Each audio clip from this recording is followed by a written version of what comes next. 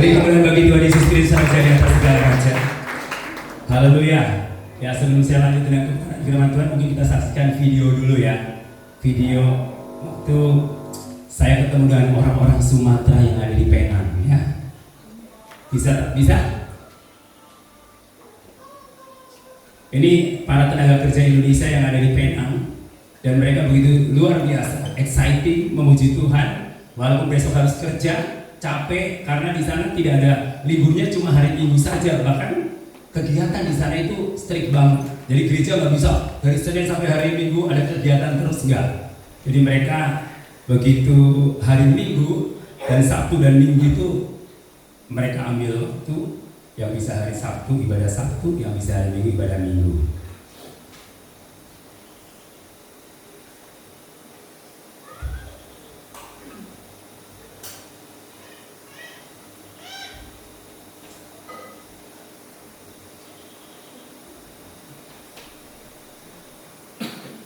Oke, mungkin sedang proses. Nah, ini karyawan tenaga kerja mereka yang bekerja di perusahaan-perusahaan di Malaysia ya, khususnya di kota Penang. Dan mereka itu sudah beres kebaktian, nggak mau pulang, masih mau memuji Tuhan, konser ya. Jadi saya diberkati banget dengan mereka yang ada di sana. Dan itu semua orang Sumatera ya. Saya ketemu dengan orang Jawa, dari ratusan orang hanya satu orang Jawa. Semua orang Sumatera Utara, luar biasa. Saya bilang sama Pak Pendeta di sana, ini mau diapain orang Sumatera Utara di sini? Apakah hanya dijadikan jemaat atau mau dijadikan misionaris untuk menjangkau jiwa-jiwa di Malaysia? Ya, dia nggak lelah meskipun dia besok harus bekerja, tapi excited banget. Dia banyak masalah, banyak problem, tapi dia begitu exciting ya memuji Tuhan. Besok pagi harus kerja, dan di Malaysia kan kerjanya nggak bisa seperti di sini, harus strict dengan waktu. Dan ke gereja pun seminggu hanya sekali. Kalau misalkan Minggu masuk, di hari Sabtu dia ambil. Makanya kebaktiannya di sana hanya Sabtu malam dan Minggu pagi. Ya. Ada yang ngambil minggu malam. Jadi mereka itu terbatas sekali untuk beribadah, nggak seperti di sini ya. Mau seminggu 3 kali nggak apa-apa. Atau Sabtu ada, Senin ada, Selasa ada, Rabu ada. Tapi di sana cukup waktu sedikit banget buat datang beribadah. Makanya mereka kan ketika visa kerja itu sampai sekitar 10 tahun mereka dapat kerja. Dan kemudian dia harus kembali ke kampungnya, atau kalau diperpanjang oleh perusahaan dia perpanjang. Makanya saya bilang sama pendeta-pendeta di sana, untuk mau diapain ini? Jemaat Tuhan yang sudah datang dari Sumatera, dia berlatar belakang dari gereja-gereja suku, dan di sana diubahkan oleh Tuhan, mengalami perjumpaan pribadi dengan Kristus. Dan jangan sampai dia kembali ke Sumatera, kembali lagi seperti dulu lagi. Makanya saya katakan harus diperlengkapi. Karena jemaat Tuhan itu bukan aset gereja, tapi jemaat Tuhan adalah asetnya Tuhan yang harus dipersiapkan untuk membangun kerajaan Allah dimanapun mereka berada. Ini perlu disimak baik-baik buat hamba Tuhan. Kita dikirim oleh Tuhan, mau 10 orang, mau 15 orang, mau 20 orang, 100 orang. Itu Tuhan berarti percayakan kepada kita, bertanggung jawab atas jemaat yang Tuhan percayakan kepada kita. Untuk apa? Untuk dilatih, untuk diperlengkapi, untuk dipersiapkan menjadi duta-duta kerajaan Allah. Amin. Menjadi duta-duta kerajaan Allah. Kenapa menjadi duta-duta kerajaan Allah? Ini sudah di ujung akhir zaman. Udah di ujung akhir zaman. Saudaraku baru mendengar perang Kamboja dan Thailand. Seumur-umur baru dengar perang Kamboja dan Thailand. Gara-gara apa? Mungkin gara-gara hal sepele. Kemudian kemarin pada waktu saya di Sabah, dan 2 hari setelah saya di sana, perang Israel dengan Iran. Dan saudaraku, kesaksian Pak Daniel Panji pada waktu dia ke Israel, dan lembu merah ya, lembu merah yang harusnya 5 ekor. Lembu merah itu berarti lembu merah yang warna bulunya merah, nggak ada putihnya sedikit pun ya. Itu di sana sudah ada 2 ekor ya, 2 ekor berarti kurang 3 ekor ya. Dan mereka sekarang sedang mempersiapkan untuk pembangunan kembali Bait Allah Nah, saudaraku, berarti ini tanda-tanda kedatangan Tuhan udah nggak lama lagi. Kalau saudara lihat gempa bumi, tsunami udah biasa. Tapi ini yang dari Israel ini benar-benar tanda keajaiban, yang tanda-tanda zaman yang realita, real, nyata dan dilihat, dan bukan omon-omon, bukan omong kosong, tapi memang realitanya begitu. Nah, saudaraku, kita di sana ada rumah doa, ya, rumah doa di Israel. Jadi saudaraku, kemarin Pak Ferry ngobrol-ngobrol, kapan ya hamba Tuhan ke Israel? Nabunglah ya, masa kalah dengan saudara-saudara kita, orang susah, dia nabung, dia bisa naik haji, ya kan? Masa kita nggak bisa naik ke Yerusalem, ya? Sebelum ke Yerusalem baru, ke Yerusalem yang fisik, ya. Saudaraku, sebelum perang dan kiamat, saudara persiapkan. Dan saudara, apa yang tidak mungkin ketika engkau berdoa sama Tuhan itu bisa jadi mungkin. Amin. Siapa yang rindu ke Yerusalem biasa, bukan Yerusalem baru, ya? Yerusalem baru mau pasti dapat kita, nggak usah bayar Yerusalem baru. Tapi Yerusalem Israel yang sesungguhnya, artinya Israel yang bentuk fisik, siapa yang rindu ke sana? Rindu sekali. Mulailah mengandung Israel, ya. Kan mulai dari Yerusalem, Yudea sampai ke Samaria, ya. Artinya apa, saudaraku? Kita akan menjadi saksi kita di Yerusalem. Kalau diterjemahkan untuk aplikasi kita, ya udah dari Mentawai dulu, ya kan? Yerusalem, Yudea dan Samaria. Dan ketika engkau sudah pergi ke Yerusalem di sana, berarti Yerusalem, Yudea dan Samaria, ya. Menjadi saksi dimanapun saja berada. Dan saya percaya ketika saudara punya kerinduan dan sungguh-sungguh, pasti nggak mungkin nggak digenapi oleh Tuhan. Jangan berkata, nggak mungkin lah, masa buat kebutuhan hari-hari kuliah anak juga udah repot, apalagi ke Israel. Saudaraku, pada waktu itu Tuhan izinkan saya ke Israel. Itu bukan saya lagi banyak duit, bahkan ditipu oleh orang Israel, oleh tur Israel. Bayangin, tur Israel menipu saya, orang Manado, orang Kristen. Nah, ya, orang Kristen. Makanya tidak semua orang Kristen baik. Nah, mungkin tidak semua orang Kristen itu jujur, dan juga tidak semua pendeta itu jujur juga, saudaraku. Kenapa, saudaraku? Karena ternyata pengalaman saya banyak percayakan pada pendeta, akhirnya kaburlah, habislah, ya kan? Waktu itu saya percayakan kebun cengkeh di Manado, tiba-tiba habislah, panen cengkehnya, buahnya nggak ada. Mujizat Tuhan, terang mujizat, ya. Dari ada menjadi tidak ada. Dari ada menjadi tidak ada, itu mujizat iblis, ya. Dari ada menjadi tidak ada, karena ada belalang pelahap, belalang pengerik, belalang pindahan. Pencuri datang untuk mencuri, membunuh dan membinasakan, ya. Jadi dihabiskan semua, nggak ada sampai hari ini. Saudaraku, berkali-kali dipercayakan, saya pikir, oh ya, pendeta sudah sekolah Alkitab, sekolah tinggi teologi, berarti aku pikir yang sekolah teologi itu adalah malaikat-malaikat, ya. Ternyata bukan, saudaraku, ya. Ternyata bukan. Jadi makanya jangan tertipu dengan penampilan pendeta, ya. Termasuk jangan tertipu dengan saya juga, ya, saudaraku. Karena kita, ya, percayalah sama Tuhan saja, ya. Karena Tuhan gak pernah menipu kita, malah seringkali kita yang menipu Tuhan. Tapi sekalipun Tuhan, kalau saudara menipu Tuhan, Tuhan Yesus tidak akan pernah bangkrut, ya. Jadi orang yang menipulah dia akan bangkrut, ya. Jadi saudaraku, sekalipun aku ditipu oleh orang-orang banyak, tetapi aku tidak bangkrut karena aku ada Yesus. Ada Yesus yang memberikan kekuatan kepada saya, sehingga saya tidak harus stres, saya tidak harus depresi, saya tidak harus gila, tapi saya gila karena jatuh cinta kepada Tuhan Yesus Kristus. Amin. Dan iman saya semakin menggila karena Yesus sudah jatuh cinta sama saya, dan saya semakin jatuh cinta kepada Tuhan Yesus Kristus. Kenapa semakin jatuh cinta kepada Yesus? Karena Yesus tidak ada duanya. Yesus itu tidak ada bandingnya, ya. Tidak ada yang tertandingi, nggak bisa yang ada nandingi kuasa Yesus. Maka itu sekali Yesus tetap Yesus, ya. Sekali Yesus selamanya tetap Yesus, dan tidak ada yang bisa menggantikannya.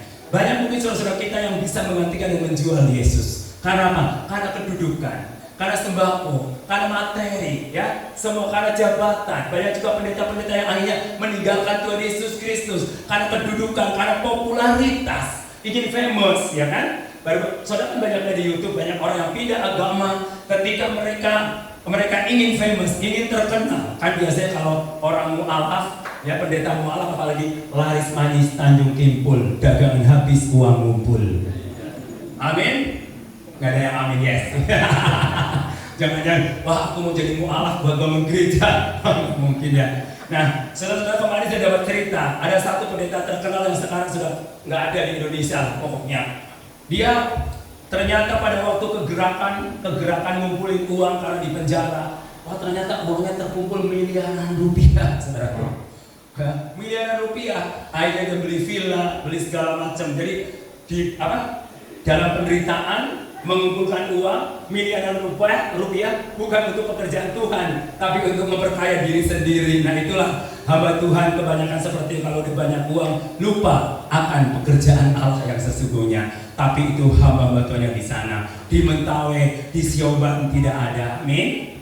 Semakin diberkati Tuhan, berarti takaran kita semakin digoncangkan. Semakin banyak kita bertanggung jawab atas daerah ini. Kalau berkatnya 1 juta, berarti Tuhan takaran kita 1 juta. Kalau berkatnya 2 juta, takaran kita 2 juta. Kalau 10 juta, berarti takaran kita 10 juta. Kalau 100 juta, berarti takaran kita 100 juta. Semakin dipercayakan banyak oleh Tuhan, semakin banyak tanggung jawab kita di hadapan Tuhan. Itulah cara Tuhan ingin memakai saya dan saudara. Amin. Saudaraku, kadang-kadang kita dipercayakan banyak, tapi lupa bahwa tanggung jawab kita semakin banyak. Pada waktu saya berada di dalam titik 0, saya juga dipercayakan untuk titik 0, dan saya tetap mengerjakan apa yang menjadi bagian saya. Saya berdoa di jaringan doa, jaraknya 10 kilo, saya jalan kaki. Dari tahun 2002 saya pergi jalan kaki untuk berdoa karena letaknya di Jalan Salabintana. Saya berdoa setiap 1 minggu sekali saya jalan kaki karena saking gak punya duitnya. Terus kemudian tiba-tiba ada satu pengusaha, dia lihat saya jalan kaki, saudaraku, tiba-tiba dia telepon saya. Dia bilang, "Kamu kok jalan kaki ya?" "Iya." "Loh, kamu gak ada motor? Kemarin bukannya bawa motor, dipinjemin teman." "Loh, kenapa sekarang jalan kaki?" "Karena saya tidak punya motor." Ya, akhirnya anak Tuhan itu bilang gini, "Ya udah, sekarang kamu pergi ke dealer, pilih motor yang paling bagus." Waktu itu tahun 2005, zamannya Karisma, Honda Karisma, dan saya pilih harga yang paling tinggi, saudara. Kan disuruh pilih yang paling bagus, ya kan? Akhirnya diteror lagi. Berapa harganya? 13,5 juta waktu itu, tahun 2005. Saudaraku, pada waktu akhirnya saya kembali ke beliau, ya sekarang sudah almarhum, ya dulu dia menjadi bos aku. Dan pada waktu saya kembali, dia kasih cek 13,5 juta. Saya bayarkan. Tidak kredit, saudaraku. Amin. Tidak kredit, saudaraku. Malah sekarang saya beli mobil kredit. Tidak kredit. Tuhan kasih cash and carry. Kenapa, saudaraku? Dimulai dari titik 0, kita tetap setia dan taat dan percaya kepada Tuhan bahwa Yesus adalah jaminan hidupku. Yesus jaminan hidup saya.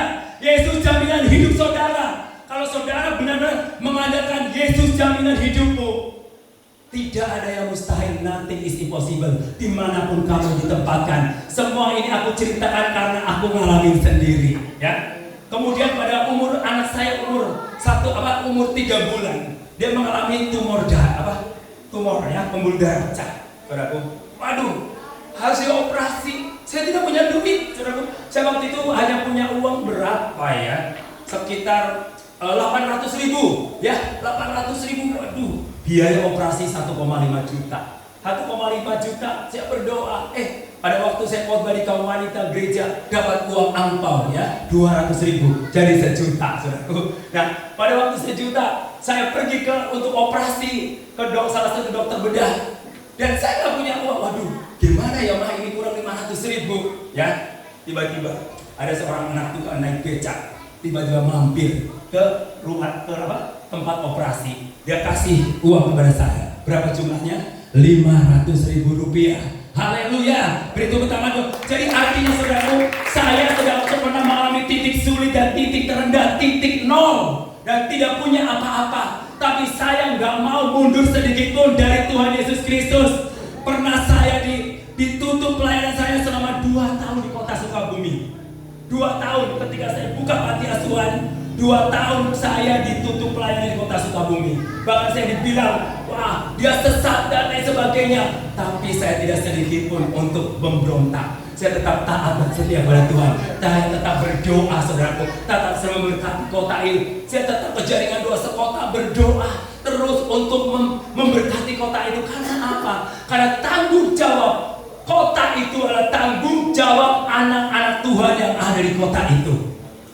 Saudara mungkin pikir, wah, Pak Romel ini enak bisa terbang ke sana ke sini. Itu sekarang karena saya sudah lewatin prosesnya. Nah, itu pun saya bukan berarti banyak uang. Saya percaya saya hanya taat dan percaya untuk tunduk pada otoritas Tuhan.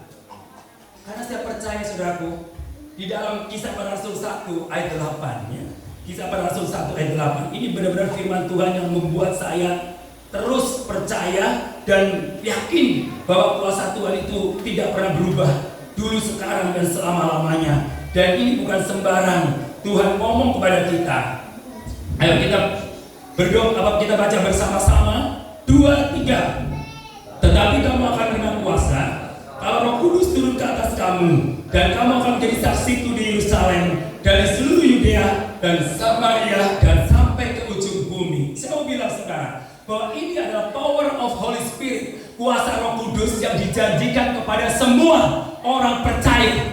Semua orang percaya tanpa terkecuali, saudaraku, diberikan kuasa. Apa arti kuasa? Kuasa itu kan seperti dinamit, ya. Dinamit itu berarti sebuah ledakan. Saudara pernah menyaksikan bukit yang didinamit untuk diambil batu kapurnya? Nah, itulah power kuasa lebih dahsyat daripada dinamit. Itulah power kuasa Roh Kudus yang bisa menghancurkan tembok-tembok gereja, yang bisa menghancurkan tembok-tembok kuasa kegelapan, yang bisa menghancurkan benteng-benteng stronghold yang ada di daerah kita masing-masing. Itu hanya bisa dengan kuasa Roh Kudus. Dan Roh Kudus siapa yang punya? Kuasa Roh Kudus, power itu ada dari Tuhan dan untuk kita. Bahkan Alkitab berkata dalam Matius 28 ayat 18 dikatakan bahwa kita sudah diberikan kunci kerajaan apa? Surga. Dan kita juga diberikan kunci di bumi ini. Jadi otoritas sejak di dalam kitab Kejadian, otoritas kita itu sudah dimulai. Kita diciptakan oleh Tuhan sebagai makhluk yang termulia. Semua diciptakan pada hari pertama, kedua, ketiga, keempat, dan kelima. Kenapa Tuhan ciptakan kita manusia spesial dari keenam? Kenapa Tuhan kasih terakhir?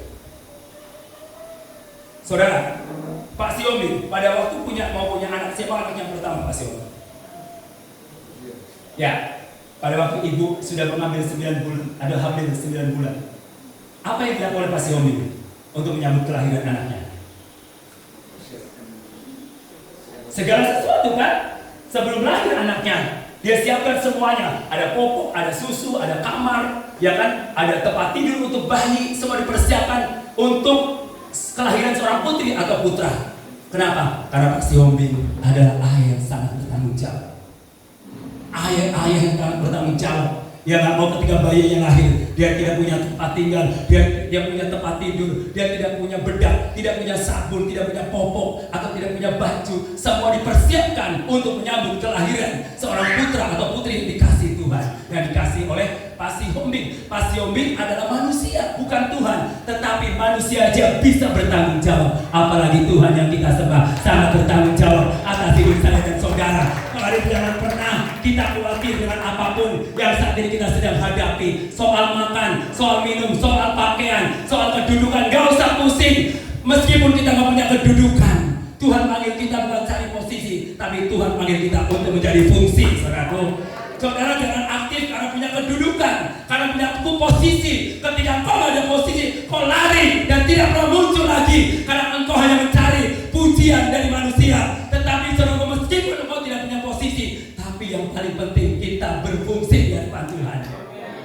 Di dalam pelayanan saya tidak pernah sama sekali mencari posisi. Apa? Saudara, buat saya itu adalah sementara. Ketika punya posisi, merebut posisi, pengen jadi ketua dan lain sebagainya, itu akhirnya apa? Banyak motivasi orang-orang. Oh, saya pengen jadi ketua majelis daerah. Kalau punya visi nggak apa-apa. Memang benar-benar punya visi hati Tuhan di dalam hatinya.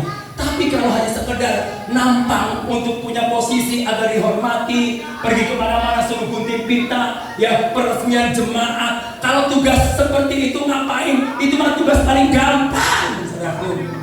Betul atau betul? Ya, diundang sama jemaat, Pak Majelis Daerah datang ke sini gunting pita. Cuma datang gunting pita, saya juga bisa, saudaraku. Tapi perhatikan enggak, hamba-hamba Tuhan yang kelaparan, yang kesulitan, yang kesusahan. Kalau sudah ada di tahta yang di tempat yang maha tinggi, beda dengan Yesus. Yesus dari tahta yang maha tinggi dan turun ke yang paling rendah. Bahkan dia mengambil rupa seorang hamba, bukan seorang presiden, bukan seorang pejabat, tapi seorang hamba. Hamba itu adalah doulos, hamba Allah yang paling rendah dari semuanya. Artinya kita apa bahasa Inggrisnya keset? Welcome. Ya, keset saudaraku. Jadi keset itu harusnya diinjak-injak, ya. Harusnya diinjak-injak, digiles lagi, digiling lagi ya. Harus siap saudaraku. Jangan menempatkan posisi kita itu tuan. Jangan menempatkan posisi kita raja. Tempatkan posisi kita itu keset. Artinya bicara apa? Sikap hati. Sikap hati. Nah, ini yang paling sulit, saudara. Paling sulit. Saudara boleh gelar doktor, saudara boleh gelar sarjana teologi, Master of Art. Saudara boleh, mau setinggi-tingginya. Saudaraku, apakah semua dokter dia lulus karakternya? Apakah semua Master teologi dia lulus karakternya? Meskipun engkau tidak punya gelar, tetapi kalau engkau lulus karakternya, engkau sangat berkenan di hati Tuhan. Amin. Pleaser Tuhan. Menyenangkan hati Tuhan itu jauh lebih penting daripada segudang gelar, saudaraku. Karena Tuhan Yesus tidak pernah terpukau dengan gelarmu. Tuhan Yesus tidak pernah terpukau dengan titelmu dan posisimu. Tuhan Yesus sangat terpukau dengan sikap hatimu. Amen. Tempatkan dirimu sebagai keset. Artinya keset berarti kita siap untuk diinjak oleh orang karena kebenaran nama Tuhan Yesus Kristus. Keset berarti kita siap untuk diinjak-injak harga diri kita karena nama Yesus. Itu yang paling sulit. Yang paling sulit buat hamba Tuhan itu seperti itu. Pernah ada yang saya ceritakan ya, seminar di saat makanya sudah nanti kalau diberkati, bukan diberkati Tuhan. Sebenarnya semua juga udah diberkati Tuhan. Hanya kita mau atau tidak. Betul atau betul? Ya kan? Hanya kita mau atau tidak, ya kan? Terlalu banyak perhitungan kita kalau disuruh Tuhan, ya. Betul nggak? Banyak timbang-timbang, saudaraku. Pergilah, disuruh pergilah. Gak usah tengok ke belakang. Pergilah, jangan kembali lagi, ya. Kayak apa? Istri lo suruh lari, masih nengok gelanku di mana ya. Terus mana duitku ya yang ketinggalan. Padahal tuh suruh lari, masih nengok belakang. Akhirnya jadi apa? Jangan jadi pendeta, akhirnya jadi tiang garam, saudaraku. Gak bisa kemana-mana. Karena apa? Kita masih terus tengok ke belakang. Disuruh sama Tuhan, pergilah. Gak usah tengok ke belakang lagi. Saya percaya ketika disuruh pergi sama Tuhan, berarti dia adalah Yehova Jireh. God is provider. God enough for me. Allah cukup bagi kita. Tuhan sudah bilang kok, jangan kamu kuat. Siapa yang nyuruh itu? Tuhan Yesus langsung bilangin. Kenapa? Karena melihat hati hamba-hambanya sering khawatir. Yang dikhawatirkan apa? Biaya sekolah anak, ya. Terus yang kota makanan, ya kan? Terus uang, belum cicilan lagi, ya kan? Belum bayar listrik, bayar telepon, pulsa dan lain sebagainya, saudaraku. Saudaraku, kalau kita memang semua orang butuh uang, ya. Tapi uang bukan segala-galanya. Ada lagu Gus Plus, hati senang walaupun gak ada uang. Setuju gak? Aduh, kata ibu-ibu, kalau gak ada uang, riet kepalanya, pusing. Makanya bapak-bapak, kalau ibu-ibunya sakit, gak usah di rumah sakit, bayar mahal gak usah. Bawa gepokan 5 warna merah, tempel di jidat, langsung sembuh. Ada teman saya, teman saya di Jawa, ditelepon sama teman untuk berdoa, ya. Hayo, Pak Billy, doa. Aduh, lagi sakit katanya, nggak enak badan. Terus temannya telepon lagi, ini dong, bapak ini bawa amplop. Langsung, oh oke, siap untuk berdoa. langsung dari panas dingin jadi sembuh, turun panasnya. Ternyata pendoa juga doyan duit ya. Jadi begitu ditelepon, ini kejadian nyata loh. Teman saya sendiri, dia cerita sama saya sampai ketawa ngakak. Wah, berarti waktu dia disuruh sama teman yang lain yang nggak biasa ngasih duit, cuma nyuruh aja, aku lagi gak enak badan. Dia tutup, ya udah. Ditanyalah sama temen yang biasa ngasih duit. Kenapa? Gimana? Pak Billy bisa datang nggak? Pak lagi sakit katanya. Oh bilangin, saya mau datang. Oh Pak ini mau datang. Langsung dia langsung, oh sekarang? Iya sekarang. Ya udah, aku akan berangkat. Katanya lagi sakit. Ya udah langsung sembuh nih katanya. Jadi saya katakan banyak orang tergantung pada manusia. Alkitab berkata tertutuklah orang yang menggunakan manusia, tapi diberkati orang yang mengandalkan Tuhan. Dalam segala sesuatu kalau kita mengalami manusia kita capek, pegel, akhirnya sakit hati. Saudara mungkin banyak dijanji-janjikan sama manusia, nanti dikasih ini, nanti dikasih itu. Saudaraku nggak usah diimani, saudaraku iman kepada Yesus Kristus aja. Kalau nanti nggak terjadi, saudara pasti sebel sama orang itu, betul atau betul? Betul atau betul? Betul kan? Iya. Makanya aku nggak mau janji-janji. Karena kalau saya janji nanti direpati, saudara pasti kalau saya datang ke sana dia diusir. Tapi saudara saya percaya janji Tuhan itu ya dan amin dan tidak pernah berpisah ya. Tidak pernah ingkar janji. Kuasa, bicara kuasa itu Tuhan sudah perintahkan dan Tuhan kasih sejak zaman Adam dan Hawa untuk menguasai bumi ini ya. Pada waktu kenapa manusia diciptakan pada hari yang ke-6? Karena Tuhan sangat bertanggung jawab atas manusia dan makhluk ciptaannya. Saudaraku, pada waktu hari ke-6 kenapa Tuhan ciptakan manusia? Karena semuanya sudah tersedia, termasuk semua binatang merayap, semua burung-burung di udara, ikan-ikan di laut, semuanya supaya bisa dinikmati oleh manusia. Saudaraku, Tuhan menyediakan semuanya dan Dia sangat bertanggung jawab. Jadi gak sembarangan ciptain kita. Kalau Tuhan panggil saudara sebagai hamba Tuhan, menjadi gembala jemaat, menjadi penginjil, Dia juga gak asal-asalan. Dia pasti perhatikan hidup saudara. Dan Dia bertanggung jawab karena dikasih power yang luar biasa. Itulah bedanya iman, pelayanan sama bisnis ya. Kalau bisnis kita harus keluarin modal dulu ya, baru jalan. Saudara pedagang, apakah iman dulu atau modal dulu? Modal. Tapi kalau pelayanan apa dulu? Iman. Pasti Yomi, waktu bangun gereja ini modal dulu atau iman dulu? Dua-duanya udah ada modal. Puji Tuhan, udah ada modal. Kalau Bapak Sinaga? Iman dulu ya, itulah bedanya. Kita punya iman dan iman itu bertindak maka terjadi mujizat. Amin. Allah punya kuasa yang luar biasa. Kenapa Tuhan persiapkan untuk semua manusia? Karena apa? Tuhan sangat bertanggung jawab atas manusia dan kita itu orang manusia yang diciptakan oleh Tuhan. Alkitab berkata sangat berharga di mata Tuhan. Kenapa saya bilang manusia sangat berharga? Binatang mati tidak ada korban. Anjing mati tinggal kita makan, ya kan? Babi mati kita tinggal makan, betul nggak? Binatang mati apapun makhluk hidup yang lain mati Tuhan nggak peduli. Tapi manusia jatuh dalam dosa, Tuhan persiapkan pengorbanan yang luar biasa sampai anaknya yang tunggal dia turun ke dunia ini untuk menebus saya dan saudara. Karena apa? Saya dan saudara sangat spesial di hadapan Tuhan. Saya dan saudara sangat berharga di mata Tuhan. Makanya Tuhan sepanjang sejarah Alkitab, Tuhan sangat perhatikan pada manusia. Dan gak pernah ada yang kekurangan. Justru ketika dalam kekurangan, Tuhan nyatakan mujizat. Contohnya jadi Sarfat, ya kan? Terus kemudian ketika Tuhan bawa 5.000 orang, tidak termasuk perempuan dan anak-anak. Hanya 15 jual sama dibagi 5.000 sama dengan 12 bakul. Saudara hitung mumet saudara, gak akan ketemu 12 bakul. Adanya 0,0. Tapi karena bersama Yesus ada Tuhan di situ. Apa yang tidak masuk akal itu terjadi.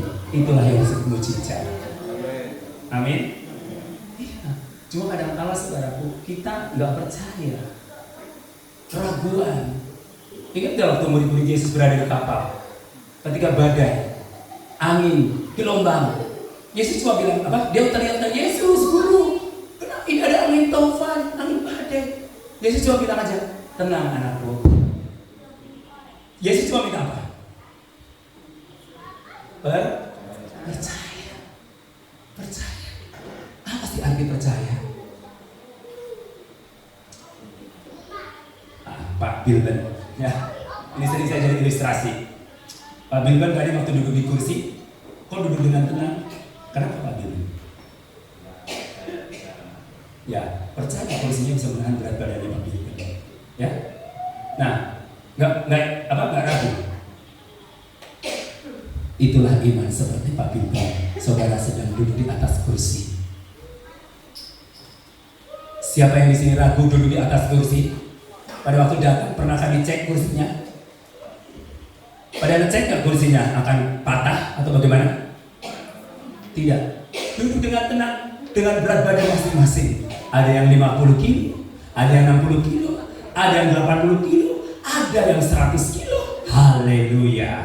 Berarti yang 100 kilo itu makmur kemahli para jinawi. Tapi itu pun nggak patah. Kenapa saudaraku? Dan saudara duduk dengan tenang sampai mendengar firman Tuhan, memuji Tuhan. Itulah yang disebut iman. Gambaran iman itu seperti itu, saudara.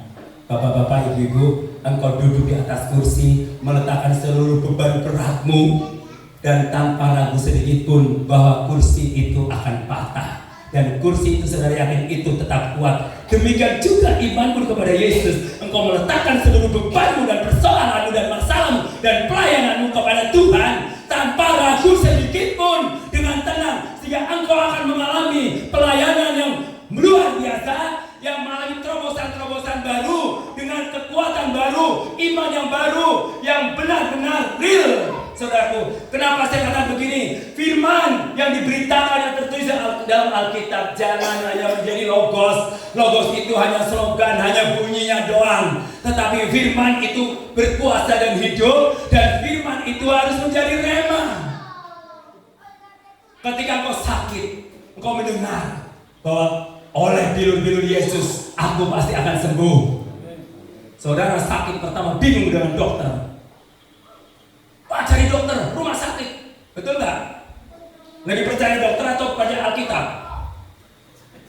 Percaya dokter. Dokter bilang apa aja, suruh minum obat aja dibeli, saudara, kalau lagi sakit. Saya dikasih resep dokter untuk anak saya, nggak usah dibeli. Terima aja, nggak usah dibeli. Kamu minum air hangat, minum ini, dah, jangan minum obat. Saya tahu itu obat itu racun. Saya pernah ketemu salah satu anak dokter. Dia flu berat, dia les. Ditanya, Dek, kenapa kamu nggak minum obat? Enggak, papa saya dokter nggak bilang suruh minum obat, malah nggak boleh. Why? Tanda tanya besar. Sorry ya kalau ada yang dokter di sini. Kenapa? Berarti kan nggak bagus obat itu. Anak aja nggak boleh minum. Kenapa disuruh orang lain minum? Demi omset. Makanya keluarga saya nggak boleh minum obat. Bukan berarti nggak percaya obat. Saya nggak percaya, kenapa? Karena obat itu hanya menahan rasa nyeri. Coba saudara bolak-balik minum Panadol setiap hari, lama-lama ginjalnya kena, saudara. Puyengnya sebentar sembuh, tapi ginjalnya kena. Karena apa? Ada efek samping. Makanya ketika saudara pusing, nggak usah minum obat-obatan segala macam. Cukup istirahat kalau kecapean. Minum yang banyak, ya. Vitamin banyak. Ada jeruk, lemon, ya. Ada pisang, ada pepaya. Saudara makan tiap pagi, biar saudara kuat, sehat. Rahasianya saya kenapa? Udah umur segini masih kemana-mana, loncat sana, loncat sini. Saya itu kalau pulang main tenis bisa berapa set? 10 set, saudaraku. Anak-anak muda paling bisa 3 set.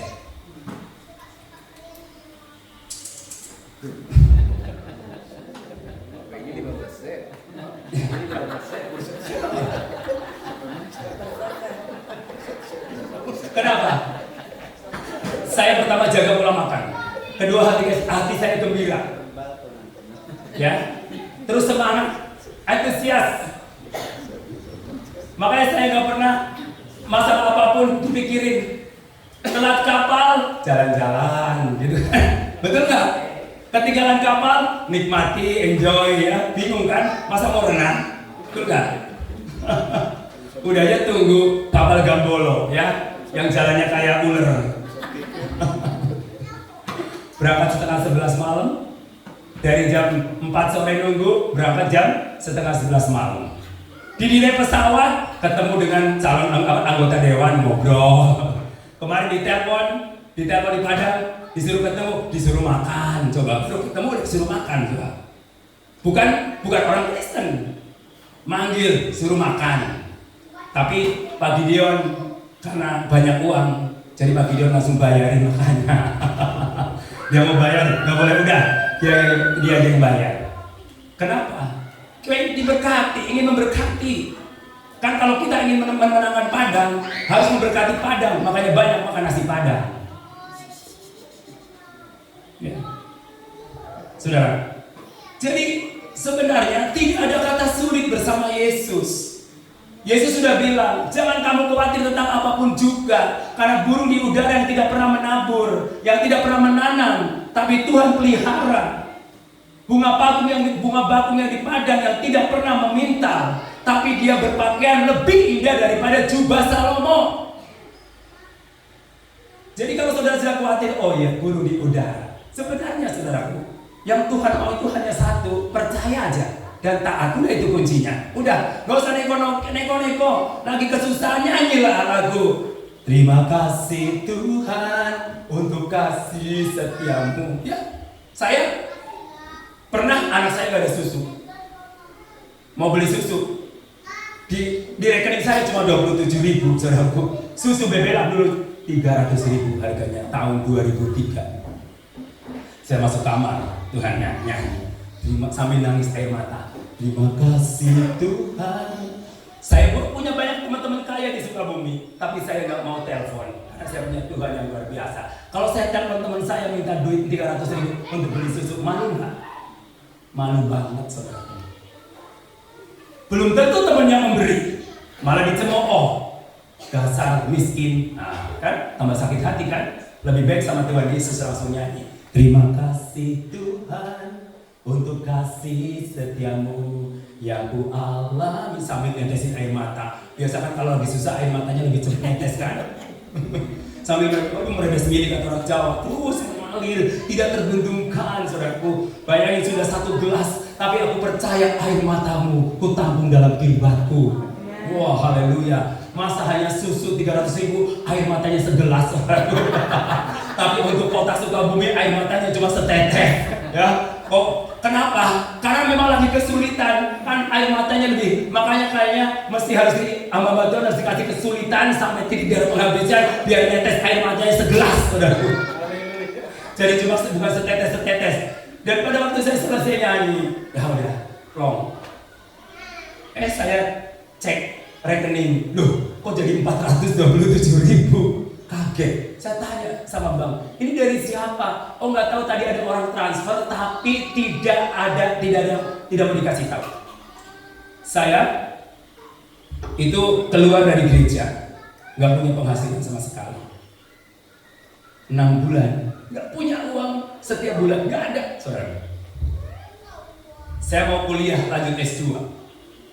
Sudah ditelepon sama teman karena sudah istirahat 7 tahun, hampir di DO. Nah, teman saya telepon, ya kita berangkat ayo. Ada orang Batam Marga Sibarani ya. Dulu waktu susah saya tolong dia untuk bayar SKS. Akhirnya ketika saya maju tesis, karena dosen killer Marga Sejabat, ya ada sejabat di sini, nggak ada ya, killer.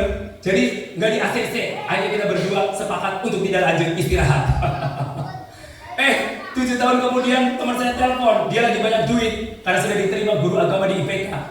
Ya Yuk kita lanjutin, kita kurang setahun nih bisa di DO. Ya udah kita lanjutin. Akhirnya kita lanjutin. Dia bayarin SKS saya. Tapi mau pergi nggak punya duit 200.000 naik bus. Bayangin sekarang. Udah bawa apa? Udah bawa ransel. Mau naik bus. Mampir ke panti asuhan, doa bareng anak-anak. Ada satu anak tua, anak bule, albino. Dia doa begini. Tuhan Yesus, Om Yeremia tidak punya uang, mau ke Bandung. Di yayasan ada uang nggak? Ada, saudaraku. Tapi saya nggak mau ambil karena itu bukan uang saya, itu uang yayasan. Karena yayasan sama uang pribadi saya pisah. Jadi semua uang yayasan. Saya memang pendirinya ketua, tapi saya nggak berani ngambil karena itu uang yayasan. Ya, jangan tergoda. Itu uangnya Tuhan, bukan uang saya. Saya sengaja pisah. Kalau nggak dipisah bahaya. Ada uang masuk 20 juta bisa biar dibikin uang pribadi padahal buat anak anti. Ya. Nah, saudara, pada waktu saya beres doa, tiba-tiba dapat telepon, ada kakak ipar saya bilang, katanya ini ini ada teman saya mau nyumbang, tapi pengen ke hamba Tuhan yang lagi susah. Saya ingat kamu katanya. Oh puji Tuhan. Aku kasih nomor rekening, saudaraku. Nomor rekening akhirnya transfer 200.000. Saya berangkat ke Bandung, saudaraku. Haleluya, haleluya. Saya banyak alami kesusahan. Saya mau cerita di tempat ini ya. Kesusahan, ceritanya kesusahan aja. Jangan yang kesenangan. Ya. Kalau kesenangan semua orang juga mau kan. Nah, akhirnya pada waktu saya berangkat ke Bandung, dari situ Tuhan pelihara saya 6 bulan. 6 bulan. Saya nggak ada penghasilan sama sekali. Ini yang ngasih uang 200.000, dia cerita ke orang lain. Kalau kamu mau bantu ke hamba Tuhan ini yang lagi susah, ini nomor rekeningnya. Nah, dia transfer bulan depan 300.000. Dia cerita lagi. Kalau kamu mau bantu nih, ini hamba Tuhan lagi susah. Dia transfer lagi, berapa lagi? 400.000. Terus sampai berapa? Sampai bulan Desember saya dipelihara oleh Tuhan. Kenapa Desember berhenti? Saya diterima sebagai full timer jaringan doa sekota oleh bos saya yang sudah meninggal. Digaji 1 juta waktu itu. Tapi bukan full timer saja, tapi saya mengerjakan, dikasih kepercayaan untuk toko pakaian. Nah, toko pakaian, saya suruh jualan. Bayangin, pendeta lulusan teologi suruh jualan, saudaraku. Makanya gelar saya itu sekarang PDM, penjual daster murah. Ya, saya disuruh jualan, saudaraku. Wow, pertama disuruh jualan apa? Rumah makan, saudaraku. Dimodalin dikasih ruko. Kamu tuh kasih ruko pakai, dia punya ruko 6 unit, dikasih 1 ke saya buat rumah makan. Dimodalin 10 juta, bukan rumah makan. Saya jalan, aduh capek. Setiap hari belanja. Subuh jam 4 pagi udah bangun, belanja, masak. Pulang pelayanan sudah teler, saudaraku. Jadi pada waktu doa, di jaringan doa udah ngantuk-ngantuk begini. Akhirnya saya, gimana ini? Jual makanan nggak pernah ada untungnya, cuma untung buat makan saja. Akhirnya bos saya panggil lagi, ya, kamu mau jual pakaian? Mau, saudaraku. Dia tunjukin di satu gudang besar banget, pakaian yang reject, ya, sisa ekspor namanya. Yang reject sudah bolong, ada yang bolong. Kamu jualin. Siap. Saya jualin. Saya nggak tahu mau jual kemana. Zaman dulu bukan zaman sosmed kayak sekarang. Jadi saya hanya punya waktu itu BlackBerry. HP BlackBerry kan belum bisa pasang-pasang kayak sekarang kan sosmednya. Saudaraku, saya dikenalin satu teman anak Tuhan orang Jakarta. Dan saya belum pernah bertemu muka dengan muka.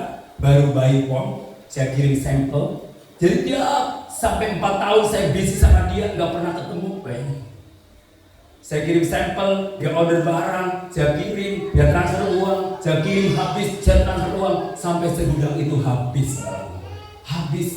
Dan saya belum pernah ketemu sama orang itu. Itulah keajaiban Tuhan, cara Tuhan menolong. Bulan Desember udah di stop, kok nggak ada burung gagak lagi ya? Orang yang kok nggak ada. Saya cek gini, kok nggak ada burung gagak lagi? Keajaiban Tuhan terjadi ketika kita sudah nggak sanggup, saudaraku. Kalau saudara masih sanggup, Tuhan diamin. Masih mampu ya, Ibu Sarumi, biarin aja. Tapi kalau sudah merasa nggak sanggup, dia turun tangan, saudaraku. Amin. Yes. Tapi kalau kita merasa mampu terus, Tuhan diamin aja. Dia masih sanggup, ya kan? Tapi ketika kita nggak sanggup, kita angkat tangan, mujizat itu nyata. Amin. Saudaraku, banyak mujizat yang saya alami. Dan tahun 2021 saya resign dari pekerjaan. 2021 bos saya meninggal karena COVID. Saya resign bulan Juni. Waduh, saya menghadap anaknya. Saya mau resign. Kenapa resign? Pokoknya resign. mau bebas, aku mau freedom, biar saya bisa pergi kemana-mana tanpa harus izin. Dulu selama 16 tahun mana bisa saya pergi sekarang. Selama berapa tahun? Dari tahun 97 sampai tahun 2021, hitung aja. Udah berapa tahun? 34 ya. Saya nggak bisa pergi kemana-mana saudara. Mau izin ke sana nggak bisa, karena saya harus kerja. 7 tahun jadi full timer gereja. Nggak ada liburnya full time gereja di sana, Sukabumi. Senin dibilang libur, pergi kemana diomelin sama gembala. Full timer gereja dari bimbingan pranikah semua sampai baptisan, sampai nyapu gereja, sampai ngepel, sampai nganter anak-anak latihan setiap malam minggu sampai jam 11 malam sampai pulang, dan saya tidak ada waktu buat keluarga. Nggak ada waktu saudara. Sampai anak saya besar selama 7 tahun saya bersama dengan dia. Saya ketemu dengan dia hanya waktu hari Minggu, bayangin. Hari Minggu setelah ibadah baru ketemu, karena saya perlu seolah-olah bahwa saya itu orang yang rohani, mengantar sana sini sampai sibuknya luar biasa. Jadi full timer gereja, bayangin 7 tahun, muntah-muntah. Kalau nggak taat dan setia, tapi ikutin prosesnya Tuhan. Saudaraku, saya sampai mengalami kejenuhan, saya berdoa sama Tuhan. Terus Tuhan bawa saya untuk keluar dari gereja itu, dan saya dikasih panti asuhan, taat saja. Udah, saya pikir setelah panti asuhan mengerjakan kota selama 34 tahun, udah taat. Ya Tuhan kasih pewahyuan lagi, kamu harus pergi, saudara, pergi ke pulau-pulau dan bangsa-bangsa. Salah satunya Mentawai. Amin. Dan pulau-pulau lain sudah saya pergi. Aceh kemarin pas waktu sebelum Mentawai saya ke Aceh, karena saya sudah berdoa untuk Aceh. Di sana cuma apa? Doa keliling, bukan KKR. Masih mending di sini disuruh KKR. Ya, ada yang diajak ngomong saudaraku. Dan di sana waktu di Aceh apa? Saya ngomong sama siapa? Sama tukang jualan.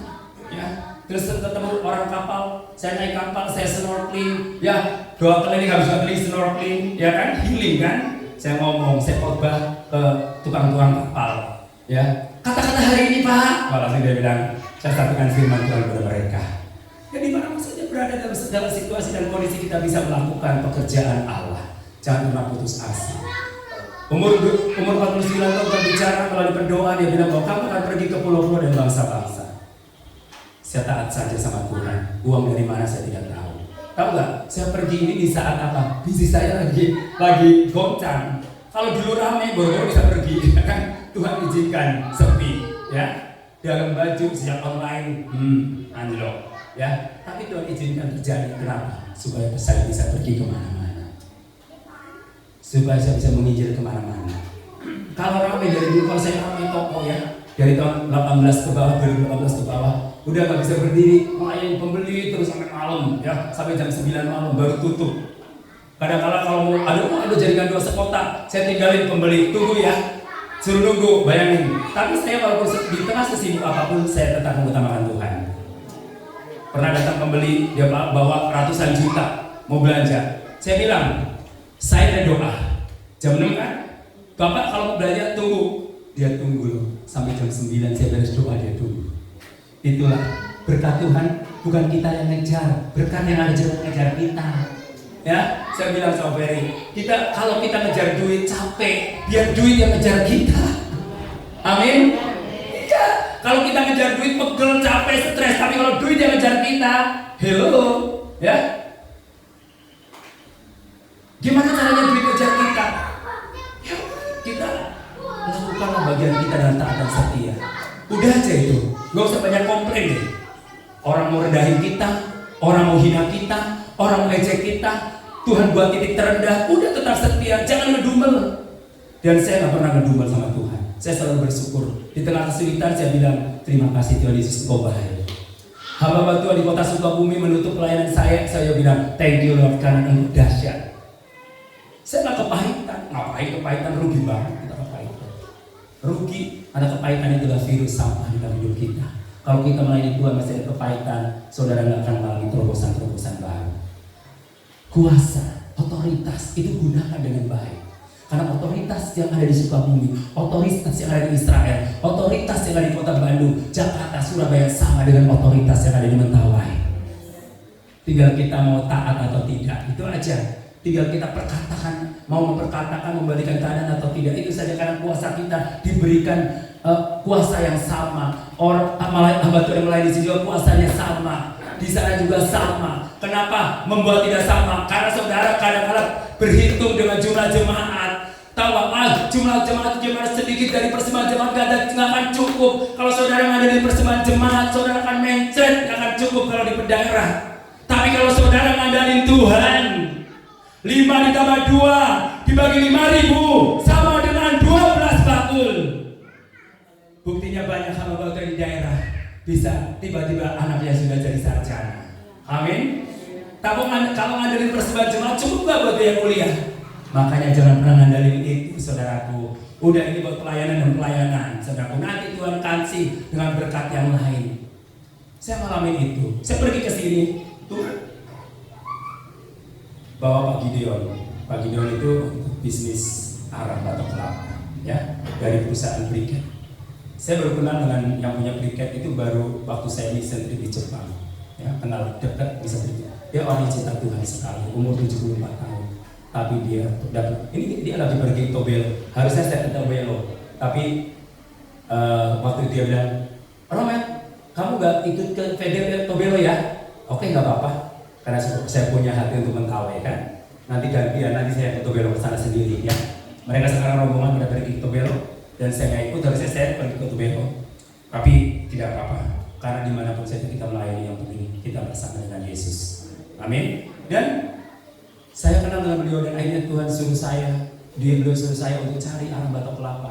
Sebenarnya kalau tujuan awal saya ke Mentawai, sebenarnya ingat kelapa, belum ingat jiwa-jiwa. Ternyata setelah datang ke Mentawai baru melahirkan jiwa-jiwa. Wow, banyak jiwa-jiwa yang hidup dengan keterikatan, banyak anak-anak remaja yang hidup di dalam sakit hati. Kemarin saya beberapa pelayanan di remaja dan muda, wah mereka benar-benar hidup di dalam kekhawatiran, kecemasan, dan ketakutan.